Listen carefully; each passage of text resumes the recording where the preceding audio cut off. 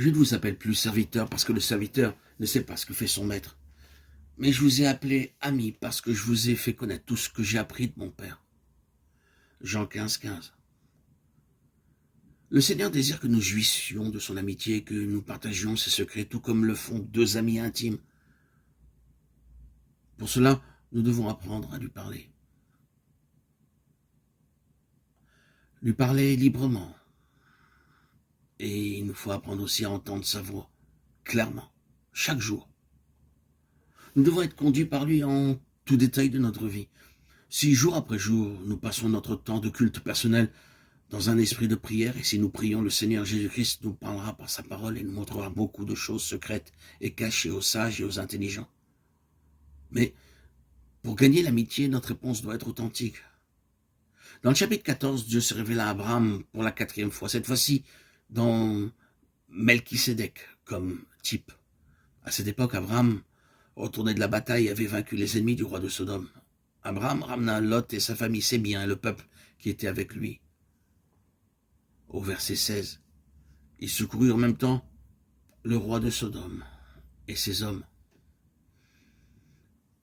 Le roi de Sodome était très reconnaissant envers Abraham d'avoir ramené ses hommes et ses biens. Il vint vers Abraham et dit généreusement, donne-moi des personnes et prends pour toi les richesses. Ceci aurait pu être une grande tentation par Abraham, mais Dieu l'avait préparé en lui parlant par Melchisédek. Jésus leur dit, je suis le pain de vie, celui qui vient à moi n'aura jamais faim, et celui qui croit en moi n'aura jamais soif. Jean 6, 35. Comme nous le voyons d'après Hébreux 7, 3, Melchisédek était sacrificateur du Dieu très haut. Il est sans père, sans mère, sans généalogie, n'a ni commencement de jour, ni fin de vie. Mais il est rendu semblable au Fils de Dieu. Ce Melchisédek demeure sacrificateur à perpétuité. Melchisédek apporta du pain et du vin et bénit Abraham. C'était la nourriture spirituelle dont avait besoin Abraham pour vaincre la tentation.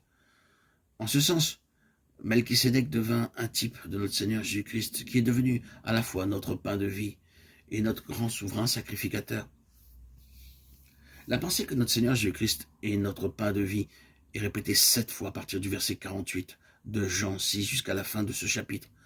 Tout comme nous buvons lorsque nous avons soif et que nous mangeons lorsque nous avons faim, de même nous pouvons manger et boire de notre Seigneur Jésus-Christ lorsque nous sommes spirituellement assoiffés et affamés. Nous pouvons vaincre ainsi toute tentation.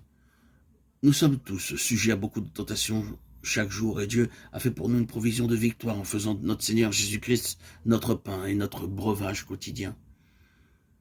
Abraham était fatigué après sa longue marche et pour finir, il entreprit l'ennemi et le combattit. Abraham ne refusa pas les richesses parce qu'il était riche et qu'il n'en avait pas besoin, mais parce qu'il voulait montrer qu'il était entièrement et complètement dépendant de Dieu pour tous ses besoins. C'est la première pensée.